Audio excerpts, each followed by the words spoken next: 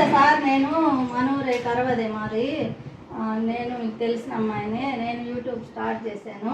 నీకు చిన్న గిఫ్ట్ ఒకటి ఇస్తున్నా, నేను తయారు చేసాను సొంతంగా. అది నొప్పుల మందు వాడి చూడండి. నేను నీకు ఇచ్చేంత మాత్రం దాన్ని కాదు, కాకపోతే ఏంటంటే నేను చూపిద్దామని ఐడియాగా ఇచ్చాను. మన మీరు కాంచనమ్మ గారి అమ్మమ్మ తాత వాళ్ళ ఇల్లు తీసుకున్నారు కదా, ఆమె గురించి మీకు తెలిసిన విశేషాలు ఏదన్నా చెప్తారని నేను మిమ్మల్ని కోరుకుంటున్నా. కాంచన గురించి చెప్పాలంటే ఆమె మహానటి, ప్రసిద్ధి చెందిన నృత్య కళాకారిణి. చక్కగా నృత్యం చేసేటువంటి అభినయించి సుమారు 200 సినిమాలు, పైచిలుకు సినిమాల్లో ఆ రోజుల్లోనే గొప్ప నటులైన ఎన్టీ రామారావు, నాగేశ్వరరావు, శోభన్ బాబు లాంటి వాళ్ళందరితో నటించి పేరు ప్రఖ్యాతులు గాంచి మా కడవలి గ్రామానికి పేరు తెచ్చినటువంటి మౌనత్వ కళాకారులు. వయసులో ఉన్న తర్వాత యుక్త వయసులో ఉన్నప్పుడు మద్రాసులో ఉండి సినిమాల్లో నటించి మొదట్లో ఆమె ఎయిర్ హోస్టెస్గా పనిచేసింది. ఆ ఎయిర్ హోస్టెస్గా పనిచేసినప్పుడు ఒక డైరెక్టర్ ఆమె చూసి, ఆ అందాన్ని చూసి సినిమాలకు సరిపోతుందని తీసుకుని ఆమె ఒక సినిమాలో అదృష్టవశాత్తు ఛాన్స్ ఇచ్చారు. తర్వాత అంచెలంచెలుగా ఆమె ఎదిగి పెద్ద కళాకారిగా పేరు తెచ్చుకుంది. ఇకపోతే ఆమె పుట్టింది ఈ ఇంట్లో. ఆమె జన్మస్థానం వాళ్ళ అమ్మమ్మ గారి ఊరు ఇదే. వాళ్ళ అమ్మమ్మ తాతయ్య వాళ్ళు ఇక్కడే ఉండేవాళ్ళు. వాళ్ళ అమ్మమ్మ గారు విద్యులత గారు, వాళ్ళ నాన్నగారు శర్మ గారు, వాళ్ళు ఇద్దరు ఉండేవాళ్ళు. వాళ్ళ మేనమావ గారు రమణయ్య గారని. వీరు అసలు మొదటి నుంచి కూడా వీరు పిసిపాటి జమీందారుల కుటుంబం. వీరు కరవలిలో సుమారు 2000 ఎకరాల పొలం ఉంది. వీళ్ళని పిసిపాటి జమీందార్స్ అనే పిలిచేవాళ్ళు. వాళ్ళ జమీందారుల కుటుంబం. చాలా ఇల్లు మనకి మన ఊళ్ళో అటువైపు రిజిస్ట్రేషన్ లేవండి. దానా ధర్మం చేసిన దానా ధర్మాలకు వీళ్ళు పెట్టిన పేరు. వాళ్ళకి 2000 ఎకరాలు ఉన్న ఆస్తి చివరి స్థానాలకు వచ్చేసరికి ఏమీ లేకుండా పోయిందంటే వాళ్ళ యొక్క దాన ధర్మాల వల్లనే ఇట్లా జరిగింది. ఎంతో మంది పేదలకి ఉచితంగా ఇల్లు ఇచ్చేవాళ్ళు, ఎంతో మంది పేదలకి బట్టలు లేని వాళ్ళకి బట్టలు ఇవ్వటం, చదువుకోలేని వాళ్ళకి చదువులు సాయం చేయటం. వాళ్ళ మేనమామ గారు పొలాలు కూడా రాసిచ్చారు. ఈ ఊళ్ళోనే ఉన్నారు ఆ పొలాలు రాయించుకున్న వాళ్ళు. వాళ్ళకు కూడా సుమారు చాలా పొలం వరకు వాళ్ళకు రాసిచ్చారు. ఆ పొలాలన్నీ కూడా ఇప్పుడు చేసుకుంటున్నారు. పుట్టింది మాత్రం ఈ ఇంట్లో. వాళ్ళ అమ్మగారు నాన్నగారు వాళ్ళు ఇక్కడే ఉండేవాళ్ళు. తర్వాత వాళ్ళ మేనమామ గారు రమణయ్య, పిసిపాటి రమణయ్య గారు అని ఆయన ఇక్కడే ఉండేవాళ్ళు. కాంచన గారు మేనమామ. సో మేనమామ గారు వాళ్ళ పెంపకంలో బాల్యం మొత్తం ఇక్కడ ఒంగోలులో కూడా వాళ్ళకి ఇల్లు అవి ఉండటం వల్ల కరవలి ఒంగోలులోనే ఆమె యొక్క బాల్యం అంతా గడిచిపోయింది. ఈ ఇంటి నేను 1983లో ఉన్నాను. కొన్ని ఈ ఇంటిని చేసి 3 ఏళ్ళకైతే పేద ప్రజల కోసం పాటుపడ్డారు. వాళ్ళ పేద ప్రజలకు ఎన్నో రకాల సహాయం చేసి వాళ్ళు పైకి తీసుకొచ్చారు. అలాగే నేను కూడా ఈ ఇల్లు తీసుకున్నందుకు పేద ప్రజలకు సహాయం చేయాలనేటువంటి ఉద్దేశంతో నేను ఆ రోజుల్లో MBBS డాక్టర్ అంటే గొప్పగా ఉండేది.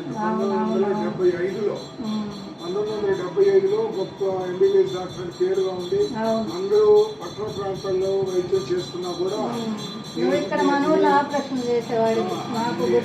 నేను పుట్టి పెరిగిన ఊరు.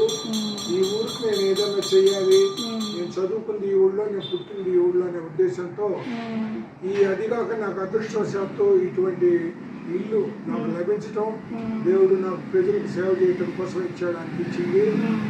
అదే మనసులో పెట్టుకొని నేను ఉద్దేశంతో పేద ప్రజలకి గత 50 సంవత్సరాలుగా వైద్యం అందిస్తూ వచ్చాను. అమ్మ కూడా మాకు మా పిల్లల డెలివరీ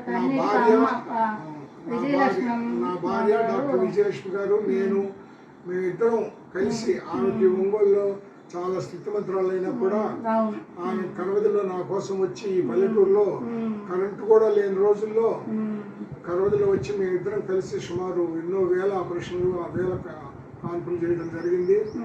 ఏదో వాళ్ళు మాకు ఇచ్చినటువంటి ఈ యొక్క ఇంటి యొక్క మాధ్యమం మరి ఏమో కానీ మేము అన్ని కేసులు చాలా సక్సెస్ఫుల్గా చేయగలిగాము. ఆమె తర్వాత కూడా వచ్చి కాంచన గారు నన్ను కలిశారు. కలిసి వారు ఇది మేము దీని ఒక జ్ఞాపక చిహ్నంగా గుర్తుపెట్టుకుంటాము, మీరు కొనడానికి 10 రెట్లు ఎక్కువ డబ్బు ఇచ్చైనా సరే మీ దగ్గర మేము కొంటాము అన్నా కూడా కాదు, నేను మంచి ఉద్దేశంతో ఇల్లు తీసుకున్నాను, ఇట్లా ఒక జ్ఞాపక చిహ్నంగా కాదు, దీన్ని అభివృద్ధి చేసి పెద్ద ఇల్లుగా మార్చి దీనిలో నేను వైద్య సహకారాలు అందించాలనే ఉద్దేశంతో నేను ఈ గ్రామంలోనే నిలబడి ఈ ఇంటిని అపురూపంగా తీర్చిదిద్దాను. ఈ ఇంటిని అపురూపంగా తీర్చిదిద్దడానికి నాకు 10 సంవత్సరాలు పట్టింది. మా నాన్నగారికి కాంచన అమ్మగారు చాలా సన్నిహితంగా ఉండేవారు. మా కాంచన అమ్మగారు వచ్చినప్పుడు ప్రతిసారి మా నాన్నగారిని కలిసేవారు. మా కుటుంబంతో వాళ్ళ కుటుంబానికి కూడా అత్యంత మంచి సంబంధాలు ఉన్నాయి. వాళ్ళ తాతగారు అయినటువంటి వెంకటరాయ శర్మ గారు కూడా ఆయన కరవలోనే ఉండేవారు. భవాన్స్ జర్నల్ అనేటువంటి ఒక ఇంగ్లీష్ పత్రిక ఆయన ఎడిటర్గా ఉండేవాడు. భవాన్స్ జర్నల్ అని ఇంగ్లీష్, ఆ పత్రికకి ఆయన ఎడిటర్గా పనిచేసేవాడు. ఆయన చాలా పేరు ప్రఖ్యాతులు కాంచిన ఆయనకు కూడా ఏదైనా ఆరోగ్య సమస్యలు ఉంటే ఆయన్ని ఆయన భార్య వాళ్ళని నేనే చూసేవాడిని. అది వాళ్ళ కాంచన తాతగారు అంటే వాళ్ళ అమ్మ నాన్నగారు పరిస్థితి. తర్వాత కాలక్రమేణా వారు ఒంగోలు నుంచి ఆమెకి సినీ రంగం మీద ఉన్న అభిలాషతో చెన్నై చేరుకోవడం జరిగింది. ఆ రోజుల్లో బ్రాహ్మణ కుటుంబాల్లో ఉన్న కట్టుబాట్లు ఎక్కువగా ఉండేవి. సినీ ప్రపంచానికి అంటే ఒక చిన్న చూపుగా ఉండేది. ఎవరు ఏ కుటుంబం వాళ్ళు ఇష్టపడేవాళ్ళు కాదు. అక్కడికి వెళ్తే బాగుండదు, స్త్రీలకు భద్రత లేదు అనే ఉద్దేశంతో పంపించడానికి ఇష్టపడేవాళ్ళు కాదు. కానీ ఆమెకున్నటువంటి అభిలాష కొద్దీ, ఆమెకున్న అభిమానం, సినిమా ఫీల్డ్ మీద ఉన్న అభిమానం కొద్దీ వెళ్ళాలనుకుంది. అప్పటి వరకే ఆల్రెడీ ఆమె ఏదో స్ట్రెస్గా పనిచేస్తూ మళ్ళా సినీ రంగానికి రావడం జరిగింది. అపూర్వమైన చిత్రాలు కాంచన్ గారి నటనతో ఎన్నో సినిమాలు శత దినోత్సవాలు జరుపుకున్నాయి. అటువంటి ప్రసిద్ధమైన కళాకారిణి గారి ఇంట్లో ఇవాళ నేను ఈ హాస్పిటల్ 50 సంవత్సరాలుగా దిగ్విజయంగా నడుపుతున్నందుకు నాకు చాలా సంతోషంగా ఉంది. ఆమె ఇప్పుడు 90 సంవత్సరాల పైన పడి ఉన్నారు. వారిని కూడా దగ్గరలో వీలున్నంత త్వరలో ఆమె గారు అనుమతించి ఆమె గారి ఆరోగ్యం సహకరిస్తే మా గ్రామానికి తీసుకొచ్చి ఆమె భారీ ఎత్తున సన్మానం కూడా చేయాలనే కార్యక్రమంలో మా గ్రామస్తులను కూడా నిర్ణయించుకున్నాము. మేమందరూ ఆ కార్యక్రమానికి తప్పకుండా సహకారం అందిస్తాము. ఎందుకంటే మా గ్రామం నుంచి షేక్ చిన్మాల సాహెబ్ అని పద్మశ్రీ పొందినటువంటి నాదస్వర విద్వాంసుడు, ఆయన తిరుపతి దేవస్థానంలో ఆయన ఆస్థాన విద్వాంసుడుగా ఉన్నారు.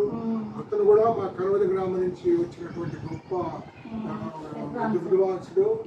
తర్వాత మా కరవది నుంచి ఒక గ్రామం నుంచి ఒక ఎద్దు, ఒంగోలు జాతి ఎద్దు అనే పేరు, ఒంగోలు జాతి ఎద్దు, ఒంగోలు గిత్త అనే పేరు కరవది నుంచే వచ్చింది.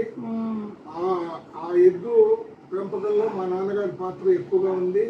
పోలవరం హన్మయ్య గారిది ఆ ఎద్దు ఆల్ ఇండియా క్యాటిల్ షో ఢిల్లీలో జరిగినప్పుడు మా నాన్నగారు హన్మయ్య గారు నెహ్రూ గారు ప్రధానమంత్రిగా ఉన్నప్పుడు ఆ ఎద్దును తీసుకెళ్లి ఆ ఎద్దుకు ప్రభు బహుమతి వచ్చింది. నెహ్రూ గారి టైంలో నెహ్రూ గారు ప్రధానమంత్రిగా ఉన్నప్పుడు ఆ టైంలో ఆమెకు ప్రధానమంత్రి గారి చేతుల మీదుగా ప్రథమ బహుమతి ఆ ఒంగోలు జాతి గిత్త మా ఊరిది.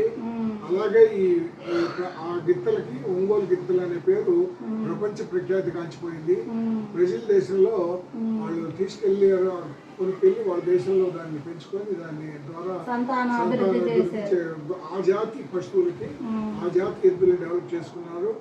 ఆ విధంగా మా ఊరికి ఇంకొకటి కూడా విన్నాను సార్, మీకు గుర్తుందో లేదో తెలుసో తెలియదు, నేను విన్నది పెద్దవాళ్ళ ద్వారాగా రఘు మాస్టర్ నాన్న చెప్పారు నాకు. ఇక్కడ ఈ కుటుంబంలో కాంచిన వాళ్ళ మా అమ్మమ్మ గారి కుటుంబం నుంచి తెనాలి ఆస్థానంలో ఆస్థాన సిద్ధాంతిగా ఉండి క్యాలెండర్లు రాసేవాడు అంట. అతను పేరేమో నాకు తెలియదు. నాకు తెలియదు. నేను ఒంగోలు గిత్త గురించి రాస్తుంటే ఆయన 2 మాటలు చెప్తే అవి కూడా రాశాను. సత్యనారాయణ సిద్ధాంతి, ఇసుపాటి సత్యనారాయణ సిద్ధాంతి అనే అతను కూడా 60 నుంచే వచ్చాడు. ఆయన తెనాలిలో ఉండేవాడు, ఆస్థానంలో తెనాలి ఆస్థానంలో ఉండేవాడు. ఆయన తెలుగు క్యాలెండర్, పంచాంగం క్యాలెండర్ మొదట్లో ప్రాచుర్యంలోకి తీసుకొచ్చినటువంటి వ్యక్తి. ఇలా చాలా గొప్ప గొప్ప వ్యక్తులు పుట్టినటువంటి నేల ఈ కరవలి గ్రామం. సో వారందరినీ స్మరించుకుంటున్నాం ఈరోజు. కాబట్టి ఆచార్య గారు ఎక్కడ ఉన్నా ఆరోగ్యంగా ఉండాలి. ఎప్పుడు ఆమె ఇప్పుడు భగవంతుడి ఎక్కువ ధ్యానంలో మునిగిపోతుంది. ఒక గుడిలో ఎప్పుడు సపర్యలు చేసుకుంటూ బెంగళూరులో ఒక గుడిలో పర్మనెంట్ గా భగవంతుడి సేవ చేసుకుంటూ ఈ వృద్ధాప్యంలో ఆమె ఇప్పుడు అక్కడ గడుపుతున్నారు. బాగున్నారు. కానీ వయసు పెద్దది, 90 సంవత్సరాల పైన పడ్డాయి. కాబట్టి విశ్రాంతి జీవితాన్ని భగవంతుడి ఆరోగ్యం సహకరించి మనూరు రావాలని ఆరోగ్యం మేమందరం కూడా ప్రయత్నం చేస్తున్నాము ఆమె కరవ తీసుకురావడానికి. ఆమె రాగలిగేటువంటి పరిస్థితిలో ఉండి గ్రామస్తులందరూ ఒకసారి చూస్తారు. ఆమెకి పుట్టిన నేల మీద ఇంట్లోనే ఘనంగా ఆమె ఎత్తున సన్మానం చేయాలని మనం పరిష్కరిస్తున్నాము. కాబట్టి భగవంతుడి కృప వల్ల ఆరోగ్యం సహకరించి బాగుంటే ఆయన మేము వెళ్ళి ప్రార్థించదలుచుకున్నాము. ఆ గారు వస్తే మేము ఎంతో ఆనందపడతాము. ఆ రోజు ప్రజలందరూ కూడా మా గ్రామం నుంచి చాలా మంది పిల్లలు, నా వయసు పిల్లలందరూ నాకు చెప్తున్నారు, ఒకసారి ఆమెను తీసుకొచ్చి మనం సన్మానం చేద్దాము, మనం ఒక్కసారి కంటితో చూద్దాము ఆమెనని నాకు చెప్పమని చెప్పారు. నీకు కూడా నిజమైనటువంటి అందం కల వ్యక్తి. కాబట్టి ఈ తరం వ్యక్తులకి ముందు తరం నటి కాబట్టి అది కూడా మన గ్రామంలో పుట్టి పెరిగింది ఆమె. కాబట్టి మన గ్రామం నుంచి వచ్చిన నటి అంత పేరు ప్రఖ్యాతులుగాంచి సంపాదించినందుకు మన గ్రామ ప్రజలు కూడా ఆయన చూడాలని కుతూహలంగా ఉంటారు. అందుకని ఆ కోరిక మా అందరిలో ఉంది. మేము విశ్వ ప్రయత్నం చేసి ఎలాగైనా సరే ఆయన జాగ్రత్తగా తీసుకొచ్చి మా గ్రామంలో భారీ ఎత్తున సన్మానం జరిపి ఆమెకు మా కృతజ్ఞతలు తెలుపుకోవాలని కోరుకుంటున్నాం. అమ్మా థ్యాంక్ యూ సార్ చెప్పినందుకు. ఈ అమ్మ బాగా జనానికి బాగా కనపడుతున్న వ్యక్తి నా భార్య.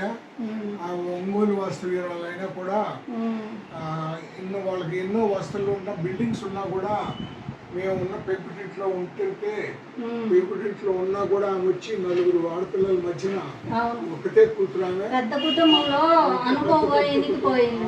పెద్ద కుటుంబంలో 4 ఆడబిడ్డల మధ్యన అనుకువగా ఉండి ఆ 4 ఆడబిడ్డల పెళ్లిళ్ళు, వారి యొక్క కాన్పులు, వారి ఆపరేషన్స్ అన్ని కూడా ఆమె చేతుల మీదుగానే జరిగాయి.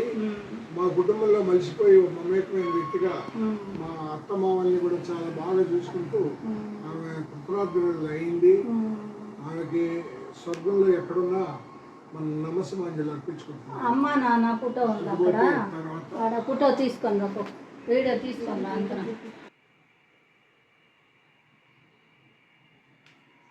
చిన్నగా నిదానంగా తీసుకురా. ఇల్లు మొత్తం కాల్ చేసుకున్నాయి.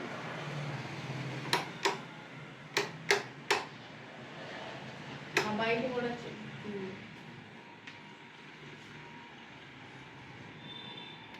ఒకసారి మనలో గ్రూప్ వస్తే నేను చూసాను. చిన్నపిల్లలు లేదా నాకు ఆడుకుంటూ వచ్చేసరికి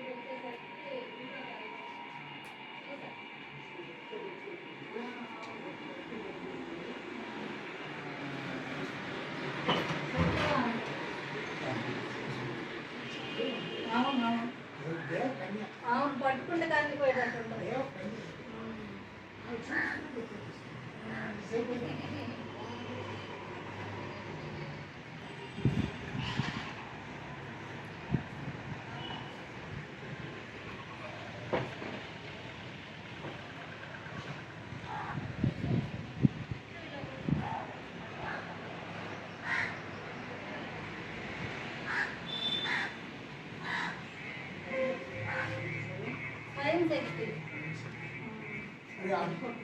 తీసుకెళ్ళి కింద తీయమ్మ, కింద రూములు బాగుంటాయి. బయట నుంచి కింద చూపిస్తాయి. అది పైన ఇది ఉంటుంది కదా, గ్యాప్ ఉంటుంది కదా ఇంటికి, పైన గ్యాప్ ఉంటుంది ఆ కదా, గ్యాప్ పూడ్చేసి పూడ్చేసారా? యాక్చువల్లీ 5 ఆ గ్యాప్ మూసేది.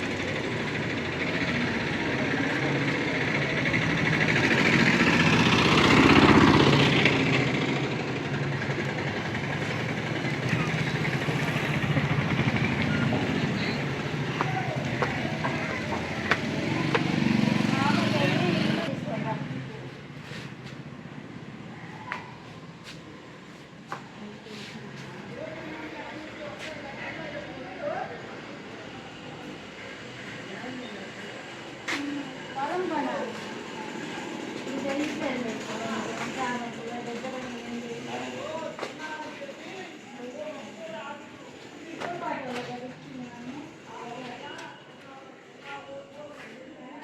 వన్లో పెట్టు.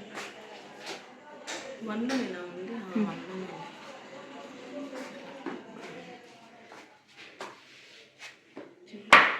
అవి సార్ చెప్పేసుకుని పర్లేదు. సార్కి వచ్చిన మెమెంటోస్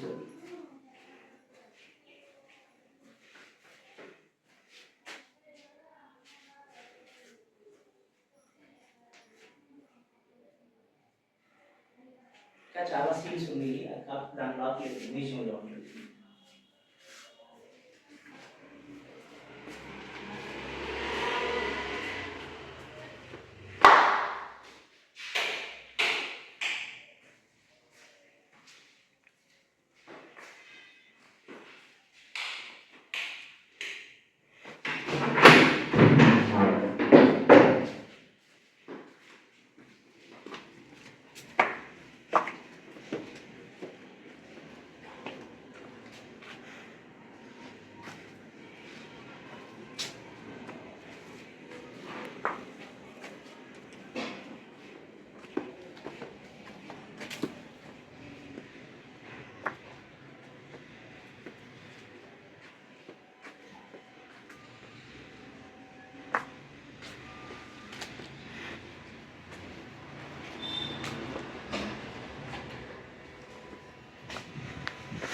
గార్డెన్లో అంతా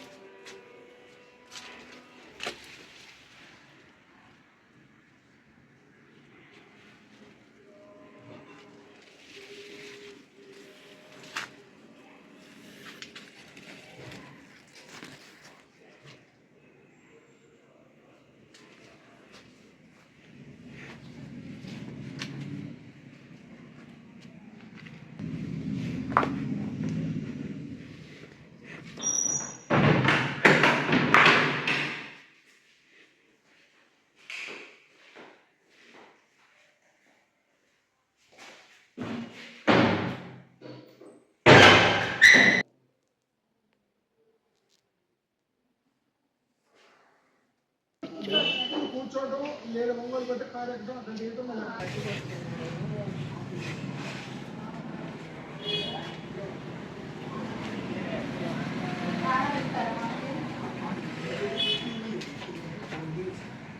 ఇంటి ఎదురులేగా మీరు వాళ్ళు పొలం చేస్తారు ఇప్పుడు కూడా.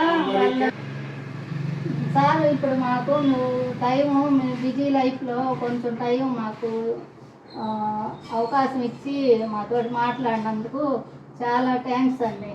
ఇప్పటి వరకు కాంచన గారి ఇల్లు మేము దాన్ని రిమోడల్ చేసిన విధానము ఇంటి లోపల భాగాన్ని మీకు వీడియో ద్వారా చూపించడం జరిగింది.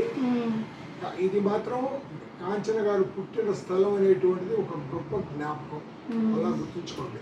కాంచన గారు పుట్టిన ఇల్లు అని నాకు చిన్నప్పుడు కూడా గుర్తుండేది.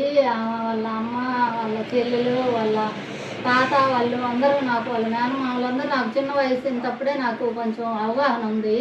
అందుకని నాకు ఇంట్రెస్ట్ తోటి డాక్టర్ గారు ఆ ఇల్లు కొనుక్కున్నారు కాబట్టి ఆయన ద్వారాగా కొంచెం తెలిసిన విషయాలు చెప్పించుకుందామని నేను ఈయన ఖాళీ టైం తీసుకొని చెప్పండి అంటే కొంచెం అవకాశం ఇచ్చి అన్నీ వివరంగా చెప్పినందుకు థ్యాంక్ యూ అండి. ధన్యవాదాలు. ధన్యవాదాలు. ఫోటో తీస్తావా? ఆల్రెడీ